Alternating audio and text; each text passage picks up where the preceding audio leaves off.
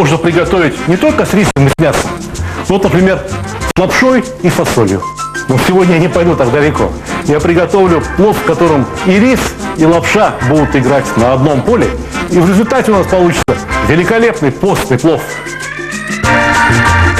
Яичную лапшу, да хоть обыкновенную вермишель из магазина, полейте немного маслом и поставьте в духовку буквально на 10-15 минут для того, чтобы она зарумянилась.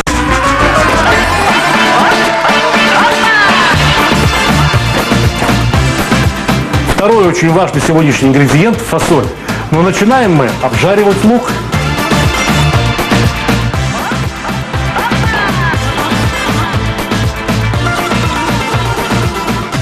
Пока жарим лук, его обязательно надо посолить. Помимо соли, в лук надо добавить специи, ведь лук и масло замечательно переносят вкусы и раскрывают ароматы. Поэтому я насыплю немного куркумы, я насыплю хорошую ложку кориандра, я высыплю весь этот чеснок и немного грузинских специй под названием сванская соль. Нравится мне эта специя, придает праздничный аромат блюду. Лапша готова.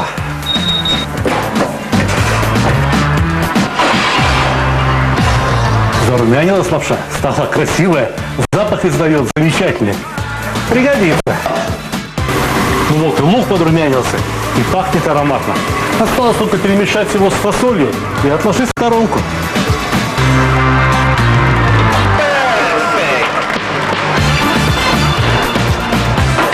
Теперь самое время заняться рисом.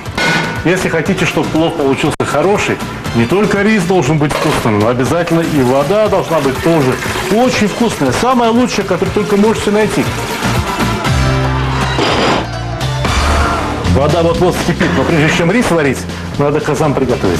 Вот это роскошный медный казан. И смотрите, что он цвета не желтого, он просто обложен как снаружи, так и внутри. Так за ним ухаживать легче. Вот в этот казан укладываем несколько листов лаваша, перемазанного маслом. Можете выбрать сами масло, от сливочного до растительного масла, в зависимости от того, какой плов вы хотите получить, феронный либо постный. Как варить рис для азербайджанского откидного плова, я уже не раз показывал. Самое главное, не забыть воду посолить. И воды должно быть довольно много. Посмотрите, вот если варите килограмм риса, то надо взять хотя бы 5 литров воды. Перекладываем рис как можно скорее, чтобы весь равномерно сварился. Очень важно его перемешать, чтобы он не прилип ко дну и не пригорел. Но в этот раз для этого плова есть кое-какие особенности. Во-первых, рис должен оставаться слегка недоваренным, а в середине варки, примерно через 3 минуты после того, как вы начали варить рис, в рис надо переложить всю лапшу. Даже самые хорошие сорта риса для этого плова я чуточку не довариваю. Предположим, этот рис обычно я варю 8 минут, но в данном случае буду варить его всего лишь на 6 минут. Дело в том, что лапша тоже впитывает в себя воду, и теперь, когда они будут запариваться и готовиться вместе, то получится вот что. Эта вода из лапши перейдет в рис. Теперь огонь на минимум. Да мало того, что на минимум, еще и сверху растекатель положить. Поверх растекателя поставить казан и складывать слоями. Рис, лук, фасоль, рис, лук, фасоль, рис, лук, фасоль.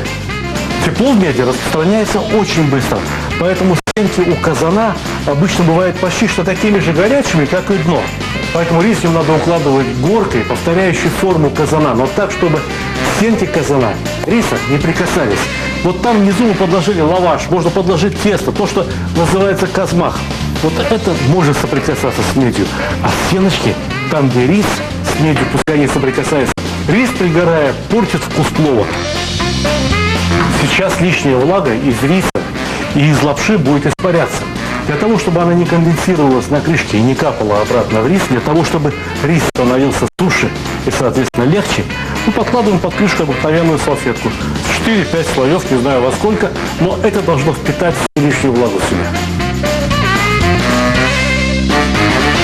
Когда плов простоял на плите уже где-то 40 минут, рис готов к тому, чтобы воспринять масло и шафран. Понимаете, лишняя влага из него выпарилась, и вот теперь-то самое время для масла. Я беру топленое масло. И вот это топленое масло, оно в принципе вполне постное. На каждый килограмм риса необходимо от 250 до 400 граммов масла. И вот шафран. Шафран тоже его вместо только вот сейчас. Причем я заливаю не весь плов, а лью по кольцу, так чтобы отдельные рисинки потом впоследствии оказались выкрашенные шафраном, а отдельно остались белыми. Так красиво будет. А плов такая еда. Но должен он быть красивым.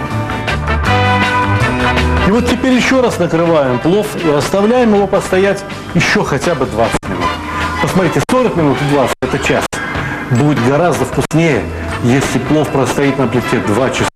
Даже 4 часа. Знаете, для каких-то больших торжеств готовят, плов стоит 6 часов, превращается в произведение искусства. Но смотрите, торопитесь. Если у вас аппетит, да, открывайте и ешьте через 20. И вот сколько бы лет я плов не готовил, а этот момент самый волнующий. Понимаете, закрываешь плов, оставляешь его, час стоит, 2 стоит. Кто знает, что там получилось, какой плов. Никто не знает. Посмотрим. Вах, какой плов. Рисинка к рисинке. Лапшичка к лапшичке.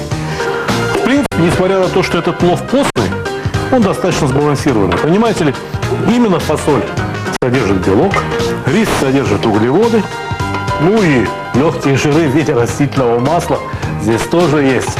Но все вместе это создает достаточно правильно сбалансированную еду.